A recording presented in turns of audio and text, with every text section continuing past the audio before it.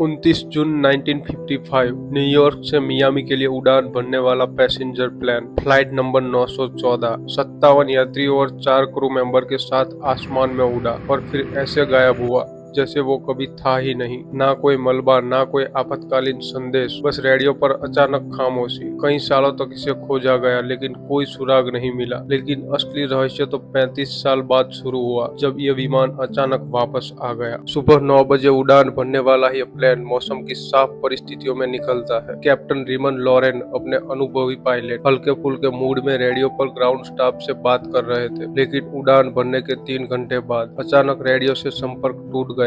Radar पर विमान गायब हो गया था और न कोई कॉल, न कोई चेतावनी। ऐसा लगा जैसे पूरा विमान गायब और धूल हो गया हो। खोज अभियान शुरू हुआ। समुद्र के ऊपर मीलों तक तलाशी ली गई लेकिन कहीं भी विमान का कोई हिस्सा नहीं मिलता। लाइफ जैकेट नहीं मिलती या ना ही मिलता कोई तेल का डिब्बा। अधिकारियों ने रिपोर्ट में लिखा गया, विमान को लापता घोषित कर दिया जाता है। यात्रियों को परिवार को मान लिया कि अब वो कभी वापस नहीं आएंगे। 30 मई 1990 वेनेजुएला के कराकस एयरपोर्ट पे एक आम दिन था। अचानक एयर ट्रैफिक कंट्रोल के रेडियो पर आवाज आई, यह फ्लाइट 914 न्यूयॉर्क से मियामी जा रही है, हमें हमारी लोकेशन बताए। कंट्रोलर एकदम चौंक गया। वो नंबर, वो कॉल साइन, ये तो वही था जो 1955 में गायब हुए प्लेन का था। जब कंट्रोलर ने विमान को देखा, उसकी खिड़कियों से 1950 के दशक के कपड़े पहने यात्री झांक रहे थे, जैसे उन्हें जरा भी अंदाजा नहीं था कि वो 35 साल से भविष्य में आ चुके हैं। कंट्रोल टावर ने विमान को लैंड करने का निर्देश दिया। विमान ने रनवे को छुआ लेकिन जैसे ही ग्राउंड स्टाफ उसकी ओर बढ़ा, कैप्टन ने खिड़की से हाथ हिलाते हुए कहा, हम यहाँ नहीं रुक सकते। और फिर विमान का इंजन गरजा। विमान ने रनवे छोड़ा और आकाश में उड़ता हुआ बादलों में गुम हो गया। अगले ही पल वो फिर से रडार से गायब हो गया। ना किसी ने उसे आते देखा, ना जाते। लेकिन एयर ट्रैफिक कंट्रोल के रिकॉर्ड में उसकी रेडियो